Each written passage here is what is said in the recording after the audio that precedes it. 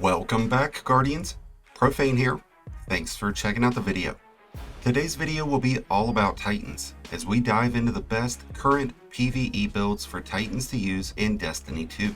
As a Titan, you are part of the city, in a way that no Warlock or Hunter could understand. The dream of the city rests upon your shoulders. Titans are valued for their ability to support their fire team, whether it's by providing protective barriers and overshields, or charging headstrong into battle, drawing in enemy fire and holding down the line to keep others safe. Choosing to be a Titan is not just about punching everything that gets in your way. It's about developing strategies to control the flow of every engagement, and sometimes that does include an arsenal of hammers or shields. To help seize that battlefield control, there are 20 different exotic armor pieces for Titans to choose from, and 5 different subclasses that will give you unique benefits to support your teammates and crush your opponents. There are several standout subclass and exotic combinations within this bunch, but we're going to be honing in on the best of the best as we explore the top 7 Titan builds that will dominate at any level of PvE. The first build that we're going to check out is an Arc Striker build that includes the Dune Marchers. While this exotic can technically be used on any subclass, it does have the best synergy when used with the Striker subclass. The Dune Marchers provide the intrinsic trait called Linear Actuators, which builds up a static charge as you're running. After Linear Actuators has built up that charge, it'll get released when you perform your next melee, sending out a wave of static electricity that chains through nearby enemies, giving you the power to clear out groups of enemies in an instant. This exotic is all about speed, so it does demand a more aggressive playstyle, which is why it pairs up so nicely with an Arc subclass, because you'll have the benefits of being amplified, giving you a speed boost and allowing you to maintain the benefits of knocked out, which is going to provide a stacking bonus to melee damage while granting you health restoration on every final blow. Since you'll be down in the trenches, fragments like Spark of Resistance will be great to use, since it provides bonus damage resistance when surrounded by enemies. Since the Dune Marchers will keep you in motion, I like using the Thruster's ground movement instead of a barricade. With Thrusters active, you can have the ability to quickly remove yourself from any engagement, or quickly push yourself up into one. There's a number of terrific exotic arc weapons that will pair up very nicely with the Dune Marchers, including the Risk Runner SMG, the Trinity Ghoul, or the Centrifuge. And since this build will put you up close and personal to a lot of enemies, running shotguns with 1-2 punch or trench barrel will be a great way to deal out a ton of extra damage. Up next, coming in as the number 6 build, is the one that revolves around the Armentarium exotic chest piece.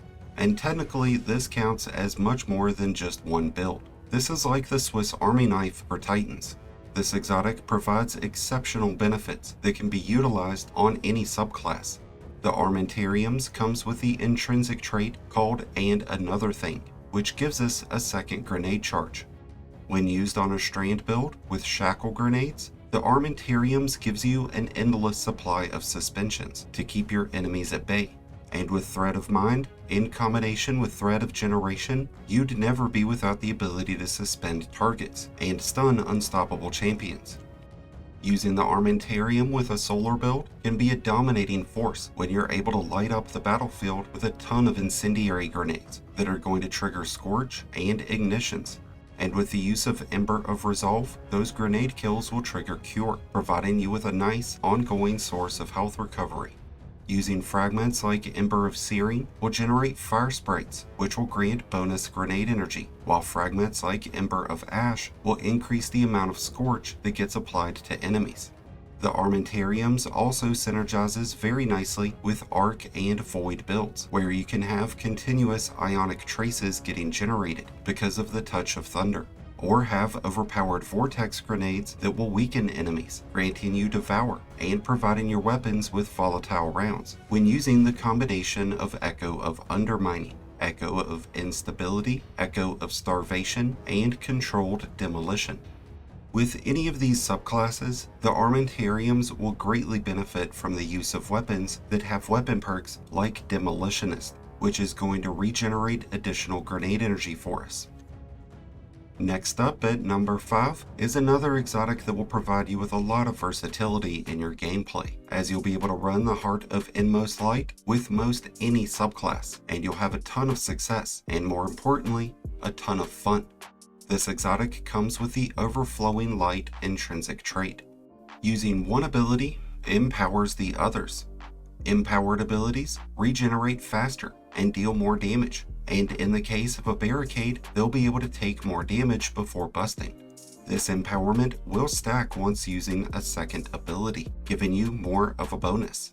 With one stack of empowerment, melee and grenade damage will be increased by 10 and 20%, but with 2 stacks, they're increased by 20 and then 35%. They'll also have a 400% bonus to their regeneration with 1 stack, but 800 with 2 stacks. With this level of uptime, you'll be able to continuously spam those overpowered abilities. Even though it can be used with any energy, I find this exotic to work the best with Arc, Solar, and Strand subclasses. This exotic is so fun on Arc, where you'll be able to keep milking ionic traces out of your enemies to get all of your abilities back almost instantly. I think the Solar Sunbreaker is a really strong choice right now because of the strong influence from the seasonal artifact, which is really going to help you control any engagement when you're able to keep everything scorched and igniting. I also really like the Strand Berserker with this exotic, because you're able to have the Flesh at Storm mid-air attack, the Grapple melee, and 3 other charged melee attacks available. And if you also go with Drinker's Lash, you'll have a weaponized Suspending Barricade. You'll find better damage bonuses out of exotics like the Worm God Caress or the Syntheseps, but the Heart of the Inmost Light's biggest benefit comes from its ability to keep your abilities up at all times, which also gives you a bit more freedom when choosing armor mods and clash tree abilities. Heart of the Inmost Light pairs up with a number of exotic weapons, like the Traveler's Chosen or Monte Carlo, and when using it with Strand, it's so good with the Quicksilver Storm or the Wishkeeper. The next build, coming in at number 4, is a Void build that includes the Doomfang Pauldrons, most definitely the strongest Void build that Titans have, the Gerfalcon Hauberk for Titans, so to speak. The Doomfang Pauldrons comes with the Horns of Doom intrinsic trait, providing you with a massive bonus in weapon damage. This grants a stacking bonus in Void weapon damage after defeating enemies with any Void ability or weapon. When defeating enemies with a charged melee attack, you'll gain a 20% bonus in super energy, and you'll also trigger an instant ×4 Void weapon surge. At ×4, your Void weapons will gain a 25% increase in damage, which is something that will come in handy against raid and dungeon bosses, or when mowing through enemies in legendary law sectors.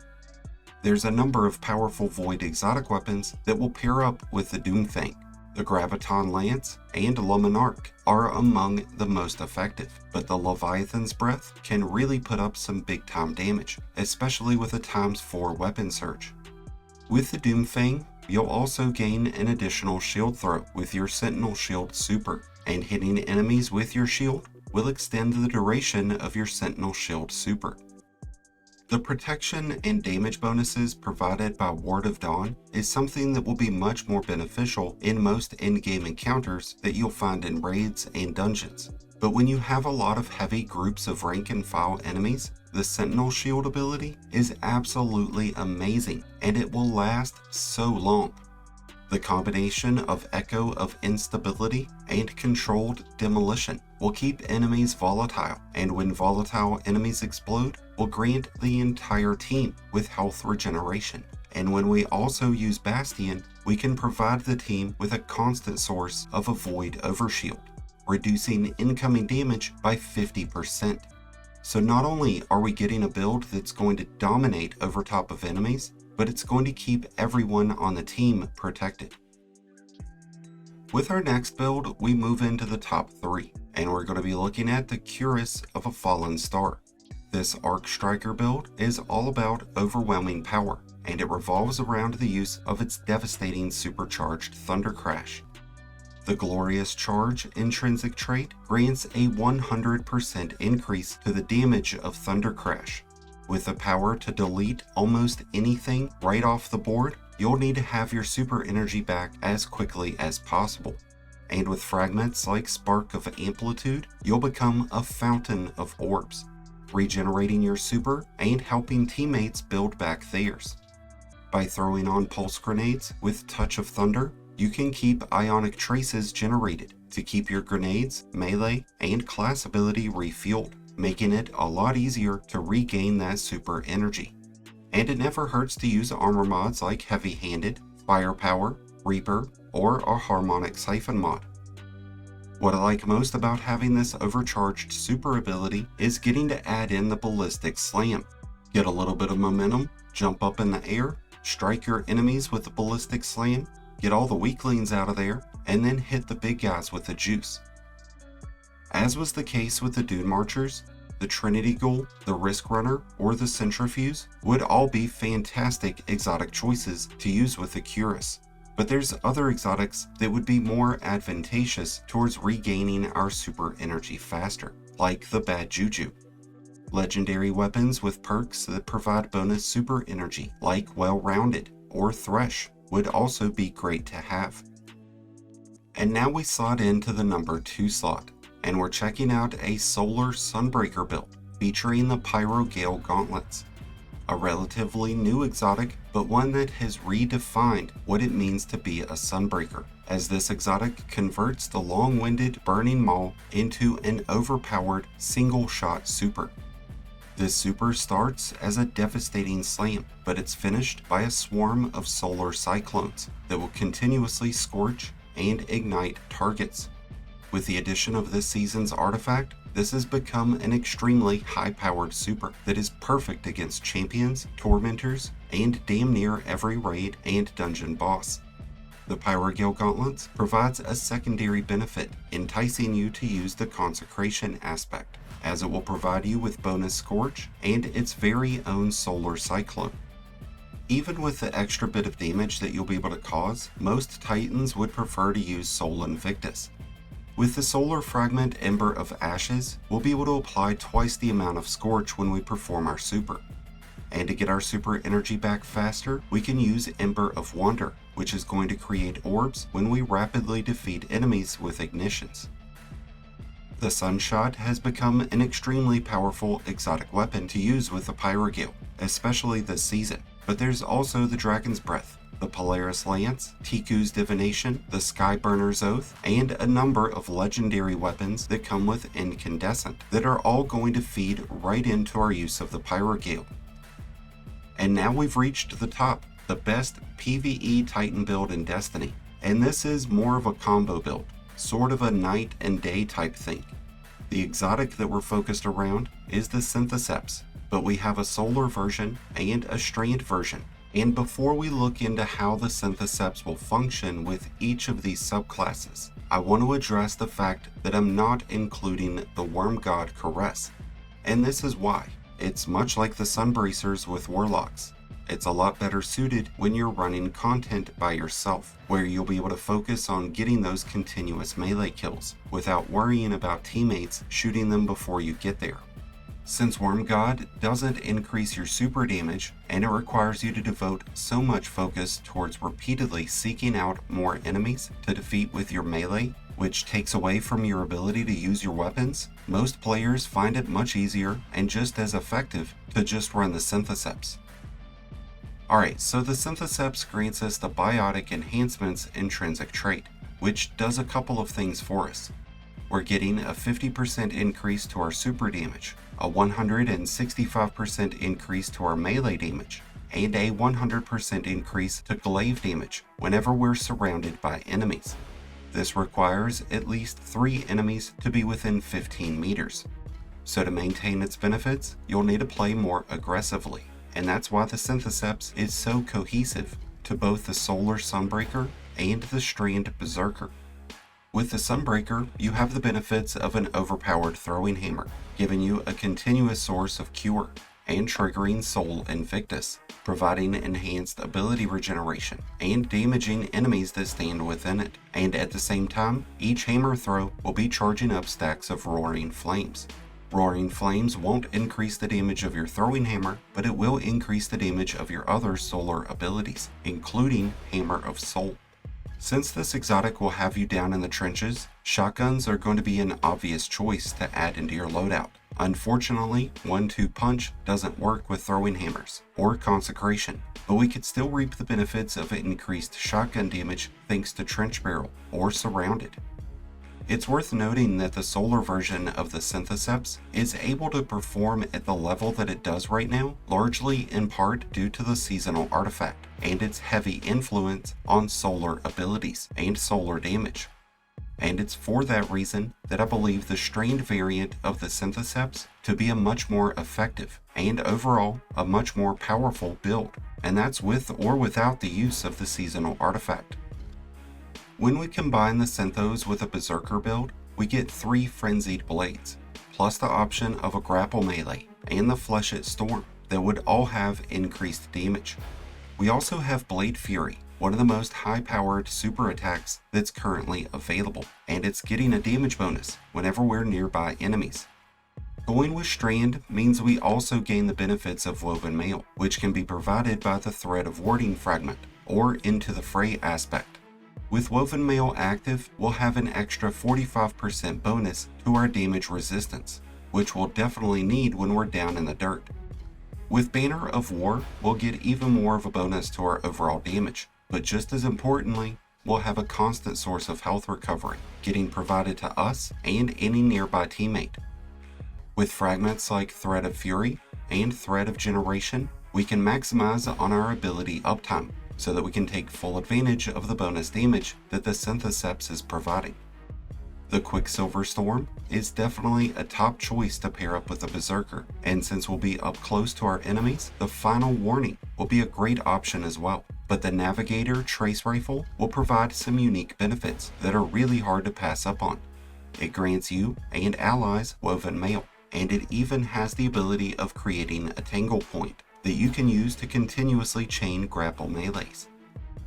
The Tractor Cannon is another exotic that I absolutely love using with this build, as it weakens enemies, increasing how much damage that we and our teammates are able to deal.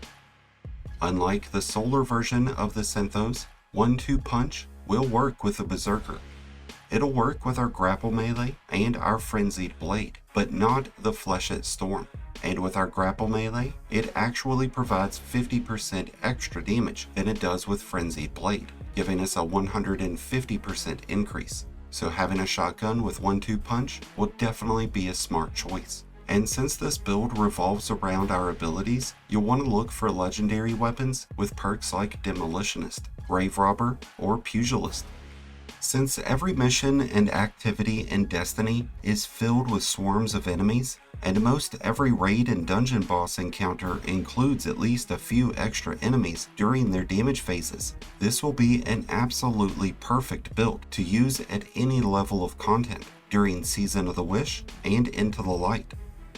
And with that, we've completed our list on the top 7 PvE builds and exotic combinations for Titans to use in Destiny 2. What are your thoughts about the exotics that we spoke about today? Was your favorite exotic not included on this list? Let us know down in the comments below. Thank you as always for checking out the video.